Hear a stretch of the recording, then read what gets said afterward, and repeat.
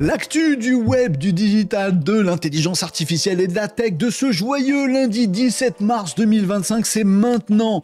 Et il y a encore du lourd. Décidément, cette actu, faut pas la subir, il faut vraiment s'en emparer. D'ailleurs, assurez-vous d'être bien abonné à cette chaîne pour ne pas manquer tout ce qui se passe dans ces joyeux mondes qui forgent notre futur. Ce serait dommage de louper des trucs. Vous êtes abonné ? Très bien. Alors aujourd'hui, à la une de l'actualité, on parlera de Google qui est en train de revenir, mais de façon tonitruante dans la course à l'intelligence artificielle avec un truc qui pourrait bien chambouler l'avenir de l'IA et les Chinois en face, le principal concurrent de Google en face de l'autre côté, qui nous sort aussi une grosse dinguerie qui va mettre en PLS beaucoup d'acteurs de l'IA. Bref, à la une, le monde de l'IA vient de changer. On va parler de tout ça, on parlera également dans les actus du jour, parce que c'était les news des dernières heures, de ce qui se passe du côté de TikTok US, qui pourrait bien nous impacter nous.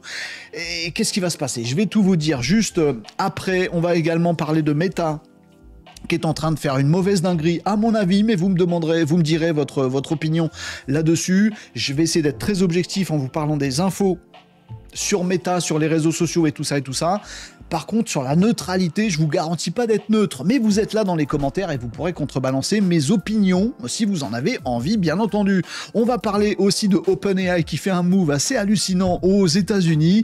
On va parler de milliards, on va parler aussi de technologie avec les GAFAM qui font bouger la planète et vous savez quoi, même l'écologie. Oh, je vous ai surpris? Bon, je vous explique tout ça et on commence par le sujet à la une. Vous êtes bien abonné à cette chaîne? C'est parti! Gemma contre Ernie. Non, pas Discal. Ernie, c'est une nouvelle intelligence artificielle, nouveau modèle d'IA qui vient de sortir. Alors, Ernie existe depuis un moment, mais la dernière version d'Ernie est éditée par Baidu. Baidu, je sais pas comment on dit, en fait c'est chinois, Baidu, et c'est le concurrent direct de Google. C'est les deux géants planétaires, l'un en Chine, l'autre aux États-Unis. Et Google aussi, lui, vient de sortir un super modèle, et les deux, le modèle Ernie de chez Baidu et le modèle Gemma de chez Google, modifie complètement le game de ce qui va se passer ces prochains mois et ces prochaines années dans le domaine de l'intelligence artificielle. Alors commençons par le coin gauche, en bleu, dans son joli petit short, nous avons donc Gemma. Gemma, c'est le dernier petit modèle de chez Google. Quand je dis petit modèle, ça veut pas dire qu'il est pas costaud, puisque vous le voyez ici sur LM Arena, qui est une plateforme qui permet de comparer les opinions que les gens qui testent les différentes IA ont. Je teste deux IA côte à côte, et après je dis je préfère celle-là. Puis on dit celle-là, c'était le yaourt au bifidus actif. Oh, il est vachement meilleur. Bref, vous avez le truc de comparatif. Ça fait un classement et on se rend compte qu'au classement de LM Arena, on a tous les gros modèles qui se tirent la bourre, Grok 3 et GPT 4.5 qui sont dans un mouchoir de poche. Nous avons les gros modèles de chez Google, Gemini, nous avons les autres gros modèles de ChatGPT, nous avons les gros modèles chinois, DeepSeek R1 par exemple. Nous avons que du lourd et du gros modèle. Que du gros? Non. Parce que est arrivé dans ce classement, regardez, et pas si loin que ça, les premiers, c'est assez dingue, et même devant des DeepSeek V3, par exemple, le fameux champion chinois, Gemma 3 est arrivé. Mais pourquoi c'est si surprenant? Parce que vous allez me dire, oui, des IA, on en a tous les 4 matins, c'est bon, on va tester celle-là. Mais je vous dirais que pour tester celle-là, il faut vous rendre ici sur AI Studio, donc la plateforme qui permet de Google, qui permet de tester ces modèles. Pourquoi ? Parce que Gemma n'est pas un modèle qui est là pour être accessible comme un ChatGPT, un Claude, un Mistral le chat, accessible à tout le monde.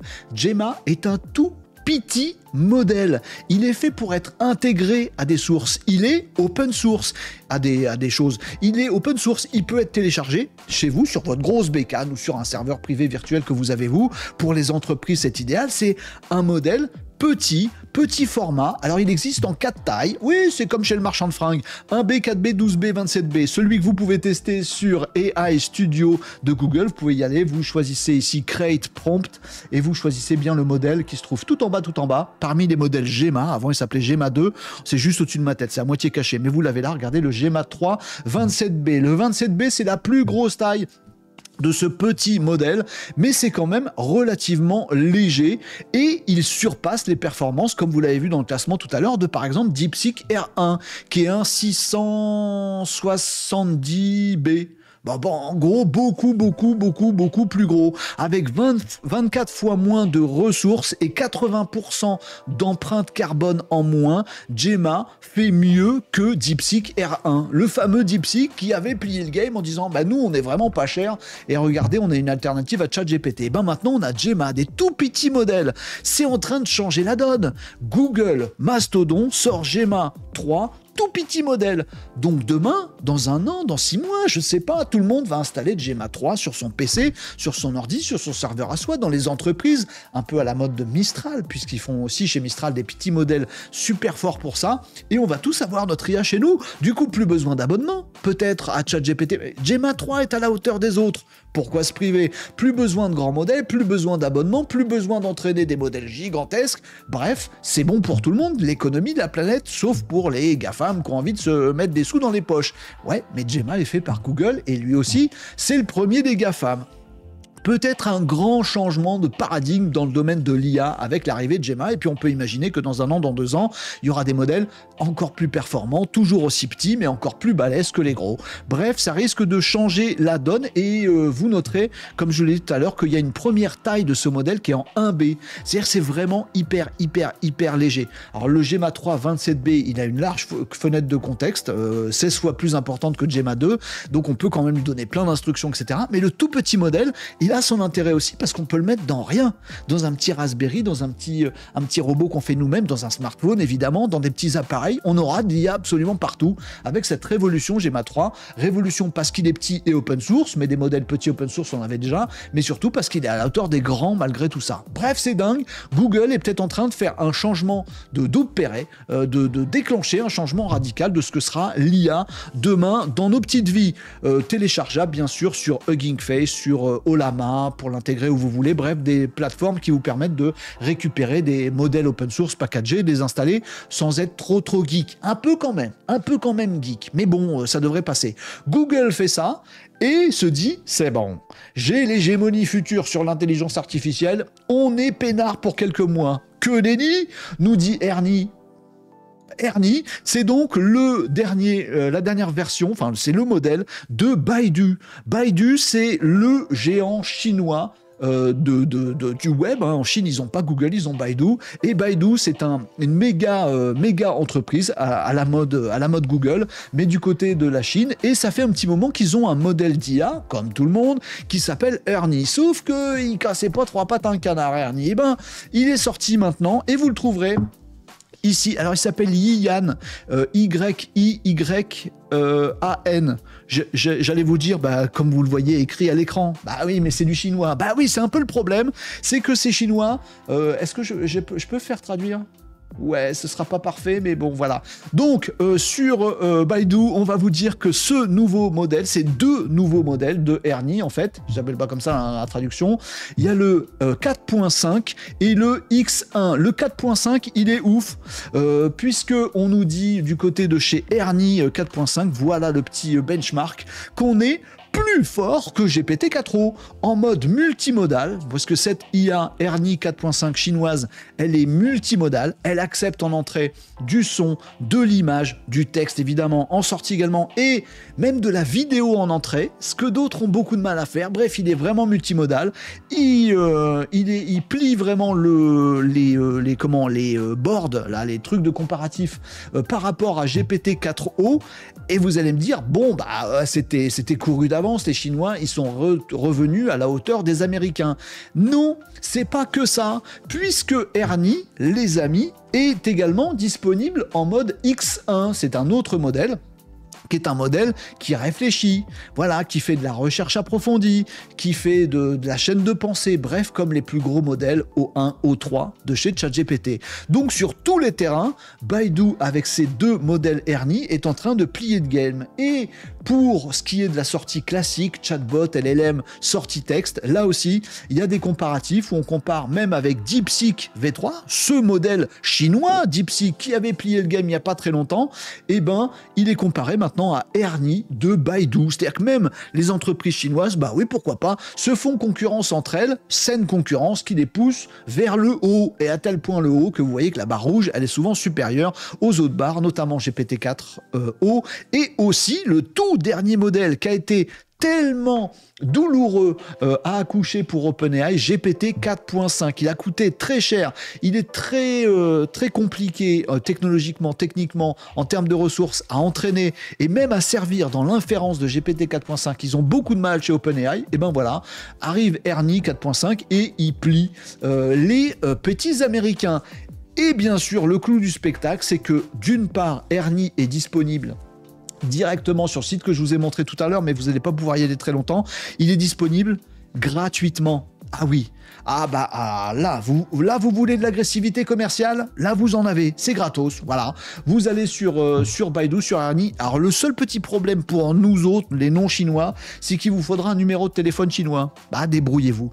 Non, vous ne pouvez pas donc pour l'instant, à moins de connaître des gens en Chine, à Pékin ou ailleurs, mais vous allez pouvoir, une erreur parce que je suis pas connecté, bon voilà, très très bien, mais vous allez, comment je vais vous montrer ça ? Bref, vous me croyez sur parole. Dès que vous allez vouloir faire un prompt, logiquement, voilà, comme ça, tac, il devrait vous dire, voilà, c'est ça. Il devrait vous dire, ah bah non, désolé, il vous faut un petit numéro de téléphone chinois pour vous envoyer un truc ou scanner un QR code, un compte Baidu, etc., etc.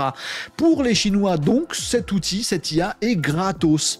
Plus fort que les ChatGPT et gratuite totalement. Et en termes d'API, on peut l'utiliser aussi. Les développeurs à travers la planète regardent quand même cette solution, même si elle est chinoise, parce que en termes de coût sur l'API, c'est beaucoup moins cher. Un nouveau coup des Chinois contre les Américains, une nouvelle agressivité commerciale sur ce modèle. On a donc Google d'un côté qui est en train de plier des ChatGPT-like en disant nous on a des petits modèles hyper performants, tout le monde a qu'à prendre ça directement. Et de son côté, la Chine avec Baidu nous dit sur les grands modèles, on est meilleur et on est 100 fois moins cher. C'est absolument dingue. Bref, ce monde de l'IA évolue. Dans quelques mois, dans quelques années, on verra peut-être, je ne sais pas, des énormes modèles super performants qui seront chinois ou des IA locales open source qui seront des Google par exemple ou autres. On verra bien comment tout ça se tourne, mais en tout cas préparez-vous aux différentes possibilités du monde futur de l'intelligence artificielle. Peut-être par exemple en vous mettant à l'installation d'IA open source en local pour voir un petit peu comment ça fait et maîtriser un petit peu le bousin. Si ça change, faudrait être dans les premiers à profiter des opportunités. Voilà donc pour cette actu à la une et pour préparer le futur. Maintenant, il y a également du présent et il y a le présent de TikTok par exemple. Du côté des réseaux sociaux, oui, on commence à se prendre un petit peu la tête aux États-Unis puisque vous le savez, TikTok doit être revendu, racheté. TikTok doit devenir américain aux États-Unis. TikTok, entreprise chinoise encore une fois, et décidément cette bataille Chine versus USA est absolument partout dans la tech. Donc, ByteDance, la maison mère chinoise de TikTok, avec TikTok US, qui est une version particulière de TikTok, la même que celle que nous utiliserons en Europe, mais c'est pas la même version que celle qu'ils utilisent en Chine. C'est un petit peu particulier. Toujours est-il que TikTok US est utilisé par une très large majorité d'Américains qui ne veulent pas s'en priver, sauf que le gouvernement américain, le précédent et l'actuel, ils disent ça va pas être possible. Il y a tous les Américains qui sont là-dessus sur TikTok US et qui balancent des données à ByteDance et ByteDance prend ces données, on l'a vu il y a quelques temps, ne serait-ce que pour entraîner ces modèles d'IA génératifs de vidéos. Bah oui, tous vos TikTok publiés, ça fait des données. Bref, c'est impensable pour les États-Unis qui donc ont dit sous l'administration précédente Biden, TikTok US doit devenir américaine et ne plus être chinoise. Les Chinois sont pas du tout d'accord parce qu'ils disent si vous nous rachetez notre boîte, vous allez racheter l'algorithme avec. Et là, l'algorithme, nous, on le prête pas, c'est le nôtre, secret industriel, dis donc, guerre économique, ça va barder. Bon, faut qu'on trouve des solutions. Trump, quand il est arrivé, Donald Trump, de son prénom Donald, quand il est arrivé au pouvoir aux États-Unis, il a dit bon, on va réfléchir à ce truc-là parce que c'est pas clair, on se laisse 3 mois et on verra bien. Oui, sauf que 3 mois plus tard, c'est dans 2 semaines. Et il va bien falloir que TikTok US se fasse bouffer. Par qui? Il y en a 4 a priori qui sont en lice pour remporter la petite timbale qui est TikTok US. On a notamment Frank McCourt, qu'on connaît aussi en France parce que c'est le propriétaire de l'OM, le club de foot. Frank McCourt, il est associé à Ohanian, c'est le cofondateur de Reddit, un gros réseau social qu'on connaît pas trop en France, mais qui est très performant. Eux, ils ont une offre à 20 milliards de dollars pour reprendre TikTok US, TikTok Chine pour en faire TikTok US, et puis en faire un truc technologiquement super avancé, un truc décentralisé où il y ait de la protection des données totale, et ce serait vachement bien. Ils ont leur petit rêve à la Reddit pour TikTok aux États-Unis. Bon, c'est peut-être la solution préférée des geeks et des utilisateurs. Ça semble pas être celle préférée du gouvernement américain qui va décider. Il y a une autre offre, c'est celle du PDG de Roblox, le jeu Roblox, qui voudrait fusionner le truc et avoir deux outils en un qui se parlent, etc., etc. 30 milliards de dollars, c'est un petit peu plus. Et puis, il y a les deux autres offres qui sont un petit peu particulières. Il y a notamment Perplexity, le célèbre, maintenant célèbre, j'espère que vous connaissez tous Perplexity, ce qui remplace le moteur de recherche Google. C'est un vrai moteur de recherche, Perplexity, qui vous permet de faire des recherches sur le web.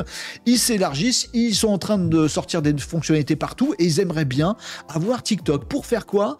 Pour fusionner les deux boîtes, vraiment complètement. On aurait un Perplexity avec un avec un moteur de recherche qui fonctionne aussi avec des vidéos courtes et longues à la mode TikTok. Bref, ils voudraient tout fusionner, très compliqué, mais pour faire une nouvelle super application qui plairait à tout le monde, qui serait à la fois Google et à la fois TikTok, enfin un truc de fou, et à la fois de l'IA. Ça plaît pas mal du tout aux Chinois qui disent, du coup, nous, on garderait notre algorithme et on ferait une nouvelle innovation à échelle mondiale et ce serait super. Sauf que Donald Trump, il n'a pas l'air partant pour cette solution-là et il préfère la solution Oracle, puisque Oracle, c'est une entreprise titanesque aux États-Unis. Oracle héberge déjà les données de chez TikTok. Du coup, avec TikTok et Oracle, ils se connaissent, donc ils pourraient faire une petite joint venture et puis garder ça comme ça et filer des parts à Oracle. Sauf que Donald Trump, il a aussi sorti un truc, il a dit dans la boîte, il y aura 50% des parts détenues dans le futur TikTok US, détenues par le gouvernement américain. Alors comme parfois quand Donald Trump dit un truc, tout le monde se regarde dans la salle, il y a un grand silence et on passe à autre chose. N'empêche que si le gouvernement américain a 50% des parts d'un TikTok US, on est totalement dans un truc très bizarre, dans le fait de donner un caractère public à un réseau social qui est aussi un média, sachant qu'on a déjà X, qui est détenu par Elon Musk, qui est le meilleur pote de Donald Trump, et ça fait frémir un petit peu. Là, on irait beaucoup plus loin, une sorte de réseau social d'État, de gouvernement, je ne sais pas. C'est très bizarre ce qui se passe, donc on va surveiller ça de très près, parce que la question c'est comment nous, en Europe, on va se faire bouffer après. C'est ça qu'on ne sait pas. Est-ce qu'on va continuer à utiliser notre TikTok actuel avec un algorithme particulier ? Est-ce qu'on va finir par utiliser celui des Chinois ? Est-ce que si aux États-Unis ils hébergent celui-là, ils font comme ça pour les données qui sont là-bas, est-ce qu'on va pas devoir utiliser le même ? Est-ce que ce sera Perplexity ? Si c'est Perplexity, est-ce qu'en utilisant Perplexity, on aura déjà un TikTok dedans, du coup on va lâcher TikTok ? Bref, nous on va subir à la fin en Europe, mais on aurait intérêt à regarder tout ça parce que ça fait aussi beaucoup de business, beaucoup de jeux des réseaux sociaux et de contenus sur lesquels il faut garder une petite souveraineté. Je dis ça, je dis rien. Et le reste de l'actu en bref avec Meta qui, ça y est, dès cette semaine, lance le nouveau mode de modération de ses réseaux sociaux chez Meta. Facebook, Instagram, Threads.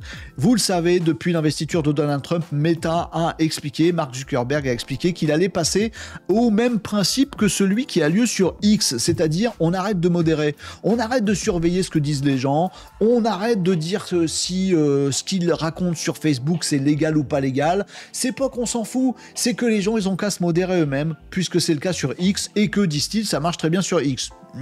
Avec notamment les community notes. Si quelqu'un met une grosse bêtise, les autres internautes ont la possibilité, les autres utilisateurs de ce réseau social, de mettre des notes de communauté, de dire non, là j'ai fact-checké, c'est pas vrai ce qu'il dit. Et si on est plusieurs, bim, il y a cette petite note qui apparaît sur le post de la personne originale qui dit à tout le monde, nanana, ça c'était de la bêtise, ou c'est pas complet, c'est pas forcément du fact-checking et de la bêtise, mais pour compléter les choses, ça peut être très très bien. Bref, les community notes, ça y est, elles arrivent dès cette semaine aux États-Unis d'abord. En Europe, il y a des petits doutes parce que on n'est pas sûr du côté de chez Meta de bien passer du côté du Digital Service Act européen. Bon, malgré tout, les community notes, elles sont déjà en œuvre sur le réseau X et présent aussi en Europe, donc il n'y a pas de raison que ça ne nous arrive pas dans la foulée en Europe, notamment parce que les tests actuels de Meta sur ces community notes et sur le reste de la modération sont testés aussi dans plusieurs langues, dont le français. Donc on imagine bien que tout ça va arriver en Europe de façon très prochaine. Instagram, Facebook et Threads vont donc être exempts de modération. Alors on nous explique qu'il y aura quand même un petit peu de modération, mais il y aura plus de fact-checking. On va simplement modérer des trucs vraiment des trucs des trucs hyper violents. Ça, on continuera à modérer avec la possibilité pour les internautes de signaler des publications qui seront vues par des vrais humains. Voilà, il y en aura encore chez Meta qui regarderont les choses et qui pourront faire attention à ces choses-là. Par contre, sur tout ce qui est opinion, avis, bêtises, fact-checking, il n'y en a plus et on aura la liberté totale d'expression. Ça pose des vraies questions. Je dis pas que ça pose des problèmes, je dis que ça pose des questions, vous me direz ce que vous en pensez. Là, je sors de l'objectivité, je suis dans mon absence de neutralité. Je me dis que ça peut être un petit peu dangereux. Bien sûr qu'il faut de la liberté d'expression et c'est génial, mais des grands pouvoirs impliquent, selon moi, de grandes responsabilités. Donc, liberté d'expression totale veut dire mise en situation de responsabilité aussi pour chacun. Donc, on se planque plus derrière un pseudo, on dit quel est son vrai nom, et quand on dit une bêtise, on doit en être responsable. Je dis pas qu'il faut de la modération en tout, ni empêcher la liberté d'expression, je dis que la liberté d'expression, c'est une chance et c'est super, mais que ça s'accompagne forcément de mesures permettant de choper ceux qui ont dit des bêtises, ou qui ont incité un tel à taper sur l'autre, ou à faire du harcèlement et tout ça. C'est mon opinion. Voilà, vous me direz la vôtre en commentaire. En tout cas, c'est parti pour un réseau social de plus. On n'avait que X qui était très comme ça libertaire, et puis on fait confiance aux gens, ce qui est un beau projet sur le papier pour se modérer eux-mêmes. Meta fait la même chose avec Facebook, Instagram, Threads, et probablement en Europe d'ici quelques semaines, j'imagine, ça devrait nous arriver. Est-ce que ça va changer notre vie démocratique sur les réseaux sociaux au moins? Est-ce que pas du tout? Est-ce qu'on va leur dire, du coup, si vous fonctionnez comme ça, on veut plus de vous en Europe? Est-ce qu'on a les moyens de faire ça? Je ne sais pas, on verra bien, mais en tout cas, on va surveiller ça de près. OpenAI, Sam Altman qui nous a fait une sortie là assez bizarre. Sam Altman, il a peur de rien, Pépère. Donc pourquoi Pépère? Je ne sais pas, ça m'est sorti comme ça. Sam Altman, donc le patron d'OpenAI, il a peur de rien. Il est allé voir directement le gouvernement américain pour leur dire: les amis, je vous ai concocté un petit projet de loi. Mais t'es qui, Sam Altman, pour écrire un projet de loi? J'ai bien mon pote, c'est pas vrai, ils sont pas potes, Elon Musk, qui prend part au gouvernement sans avoir vraiment de rôle. Pourquoi moi, Sam Altman, je le ferai pas? Bon, très bien, monsieur Altman, on vous écoute. Il y a quoi dans votre projet de loi? Il y a un truc tout simple. Sam Altman a donc dit aux législateurs américains: écoutez, il se passe un truc, c'est qu'il y a les Chinois qui sont en train de faire des IA ouf, comme je vous l'ai dit tout à l'heure. C'est en train de nous plier à chaque fois. Nous, on a besoin d'avoir des IA encore plus balèzes, et pour avoir des IA plus balèzes, il faut mettre des moyens, il faut mettre de la techno, il faut mettre ça, c'est bon, on est paré. Mais il faut aussi beaucoup de données. Et, Sam Altman le précise dans son petit projet, la Chine n'en a que faire, dit-il, des données. Il va choper des données partout, et puis il fait ce qu'il veut avec, il n'y a pas de règlement. Ah tiens, c'est rigolo ça, Sam Altman et les autres, puisque nous en Europe, on n'arrête pas de dire: faudrait éviter de piquer nos données pour nous faire des outils que vous nous revendez après et qui ne respectent pas nos données, il faudrait peut-être faire attention. Les États-Unis se mettent dans la même position que l'Europe vis-à-vis des États-Unis, mais vis-à-vis de la Chine. Puisqu'ils disent: oh non, on est des petits malheureux, les Chinois, ils font encore pire que nous en termes de données.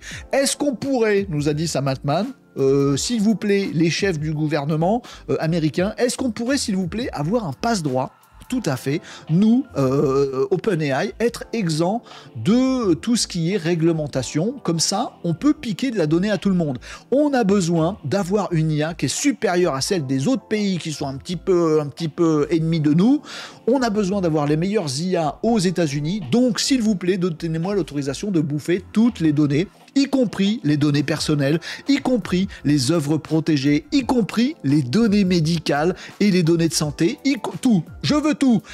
Et ce serait pas mal que pour briller, les États-Unis puissent avoir une IA qui est hyper performante pour l'ensemble du monde. Donc, s'il vous plaît, gouvernement américain, est-ce que je peux aussi aller piocher dans les données des Français, des Anglais, des Espagnols, des Italiens, des Allemands, des machins, bref, de tout le monde? Le projet, il est sur la table. Mais je trouve ça assez dingue qu'on puisse demander ce genre de choses. Parce que, on peut peut-être effectivement vouloir battre la Chine sur le domaine des intelligences artificielles quand on est américain, mais cette absence de respect des réglementations ailleurs, et qu'est-ce qu'on y pourra nous? Est-ce que c'est vraiment au gouvernement américain de dire à Sam Altman, ok t'as le droit ou ok t'as pas le droit de choper les données de nous Européens? Vous allez me dire, les données des Européens, elles sont déjà sur des serveurs américains depuis des années. Fallait réfléchir avant. Maintenant c'est trop tard. On verra bien ce qui va se passer, mais il y a des vrais questionnements éthiques qui se posent vis-à-vis de tout ça. On verra ce que va répondre le gouvernement américain. On verra si on va autoriser, si OpenAI sera autorisé à choper les données perso, les données protégées, les œuvres protégées de tout le monde sur la planète pour faire la meilleure IA mondiale. Ça commence à être un peu hargneux, c'est le combat pour la meilleure IA. Ça commence à être sévère.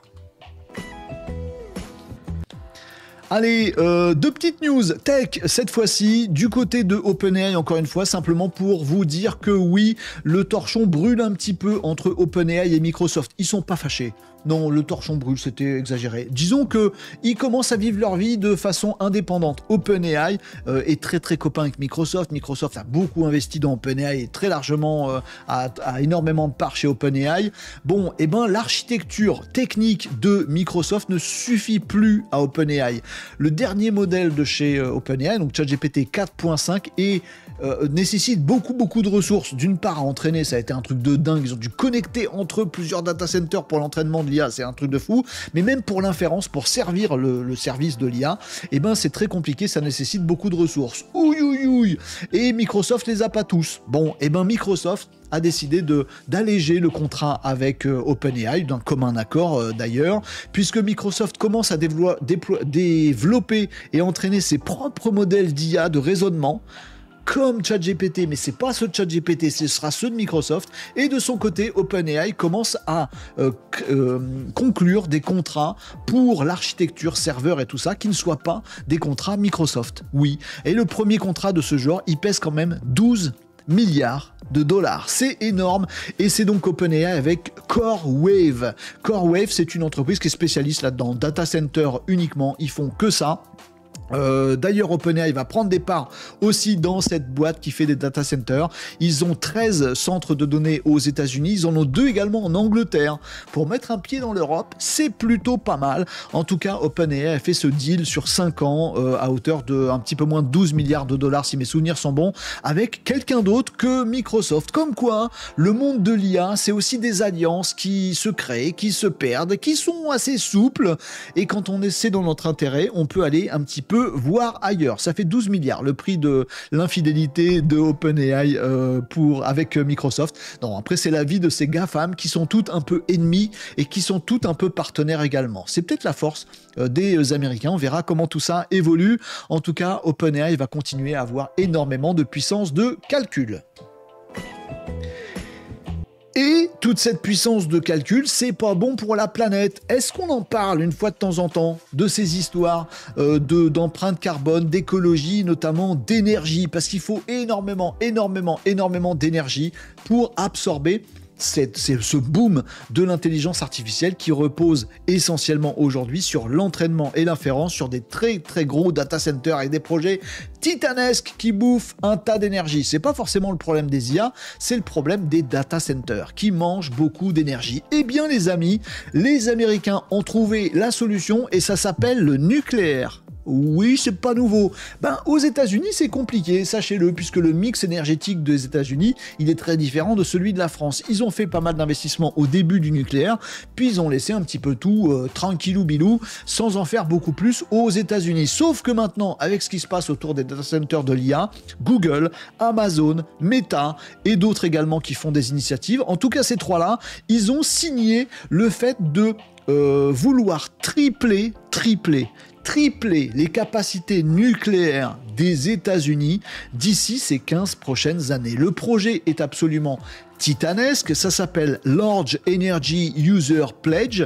Le but du jeu, c'est de s'associer tous ensemble pour faire de la recherche, faire la construction de centrales nucléaires, d'en mettre partout, de le partager pour les GAFAM, aussi un petit peu pour les Américains. Peut-être, on verra s'il en reste. En tout cas, ils vont complètement revoir leur mix énergétique et les GAFAM sont partie prenante là-dedans. Bref, les GAFAM sont dans la politique américaine, les GAFAM, au plus haut niveau, les GAFAM sont aussi dans l'énergie, sont aussi dans l'avenir, dans le présent des États-Unis aujourd'hui. Il y a également quelques choses qui se font sur le nucléaire et par rapport à tout ça, puisqu'il y a quelques grands acteurs, encore des GAFAM, qui se mettent à faire des réacteurs modulaires de petite taille, des SMR, small, je sais plus ce que ça veut dire, des petits réacteurs nucléaires. Ils sont pas grands comme ça, ils sont quand même très très grands. C'est pas des grandes centrales, c'est des petits réacteurs nucléaires, histoire d'avoir, et c'est une des caractéristiques du projet Stargate, des data centers qui incluent leurs ressources énergétiques dans des petits réacteurs nucléaires intégrés à ces data centers. On est en train de construire des monstres absolus, mais en même temps,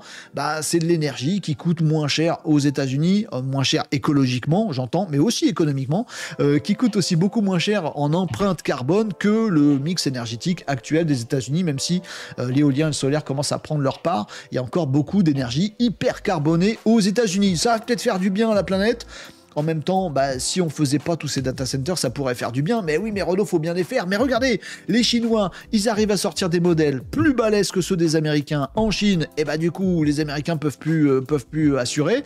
Et en même temps, des Google eux-mêmes font des Gemma 3, comme je disais au début de ces actus, qui sont des tout petits modèles qui consomment vachement moins. Est-ce que c'est le bon avenir de construire des centrales nucléaires partout pour pouvoir alimenter tous ces data centers? Je ne sais pas. En tout cas, le projet est lancé, triplé x3 les capacités nucléaires des États-Unis, qui sont aujourd'hui le pays qui a le plus de centrales nucléaires. Il y a même des projets de réhabilitation d'anciennes centrales nucléaires. Les GAFAM rachètent des vieilles centrales nucléaires. C'est un truc de fou, mais c'est une des ficelles de la bataille des IA qui se livre à l'international. Ce monde est fou. Voilà pour toutes les actus du jour qui changent le monde de demain. Qu'est-ce que vous voulez que je vous dise? Bon, on va réfléchir à tout ça, on va débattre, puisque ce Flash Actu est enregistré en live. Les lives de Renaud Décode, c'est tous les lundis midi, mercredi midi et vendredi midi sur Twitch, YouTube Live, TikTok Live, Facebook, LinkedIn. Bref, vous nous retrouvez un midi. C'est sympa parce qu'après, on prolonge ces réflexions, on discute, on fait des tutos, on fait des tests, on vous aide, on répond à vos questions et on passe un très très bon moment. N'hésitez pas à venir nous rejoindre en live et assurez-vous d'être bien abonné à cette chaîne pour ne pas louper les prochaines actus. Donnez-nous aussi votre avis sur des choses un petit peu d'opinion. C'est intéressant de partager nos avis de façon constructive, positive, étayée, mais c'est plutôt pas mal de connecter nos réflexions là-dessus et de voir quel est le monde que l'on souhaite et pas subir toutes ces dingueries de ce monde du web, de l'IA, du digital et de la tech. Je vous dis à très très vite pour une nouvelle actu. Si vous êtes abonné, activez la cloche, comme ça vous manquerez pas la prochaine parution des actus du web, du digital, de l'IA et de la tech sur Renaud Décode.